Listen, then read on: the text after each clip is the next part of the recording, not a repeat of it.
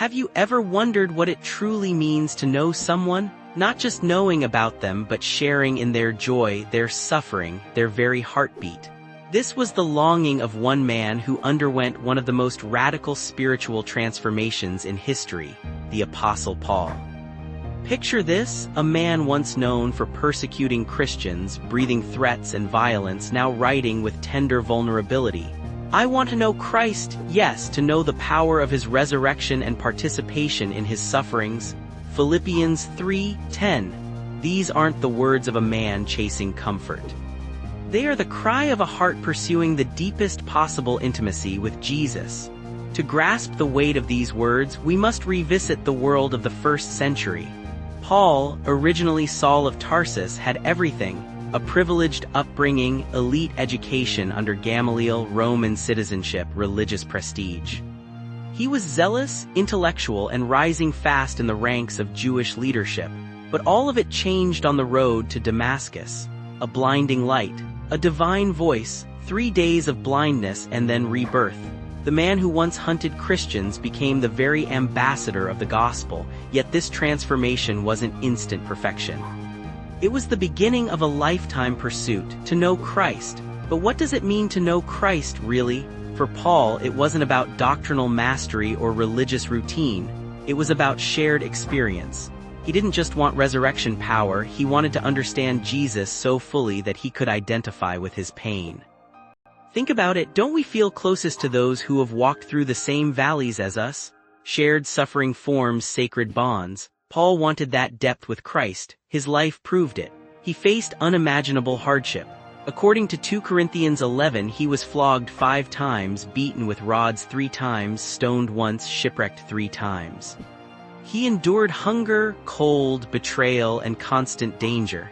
And yet he writes in 2 Corinthians 12:10, "For when I am weak, then I am strong." This paradox is the heart of Paul's theology. In Galatians 2:20 he declares, "I have been crucified with Christ and I no longer live, but Christ lives in me."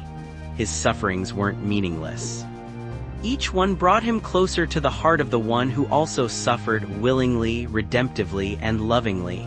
And Jesus himself, as we read in Hebrews 5:8, learned obedience through what he suffered. Suffering isn't just a tool of endurance, it's a pathway to spiritual transformation. It teaches trust, deepens surrender, and reveals Christ's strength in our frailty. For Paul, this wasn't morbid, it was glorious. In Philippians 3:8 he writes, "I consider everything a loss compared to the surpassing worth of knowing Christ Jesus my Lord." Imagine holding up all life's achievements, comforts, and honors, and considering them trash compared to intimacy with Jesus. That's the power of Paul's perspective. He didn't glamorize pain, but he recognized its purpose. He understood that God doesn't waste suffering. Trials became altars. Weakness became a window for grace.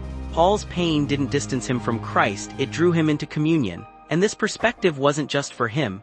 His letters strengthened persecuted believers across the Roman world. His theology empowered Christians in dungeons, in arenas, in exile.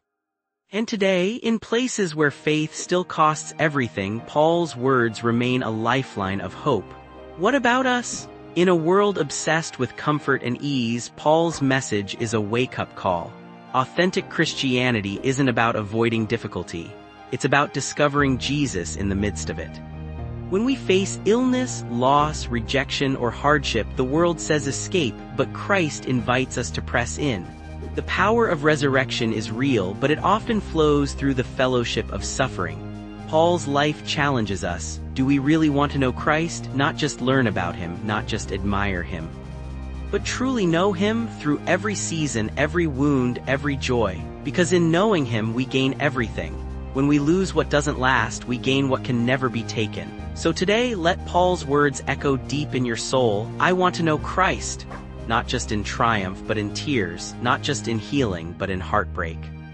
Not just in Sunday praise, but in Monday pain. And as we walk that path, however steep or lonely, we'll find that he is already there, waiting, walking, weeping, loving, and revealing a joy that suffering can't steal. For when we are weak, then we are strong, for in knowing Christ we find life.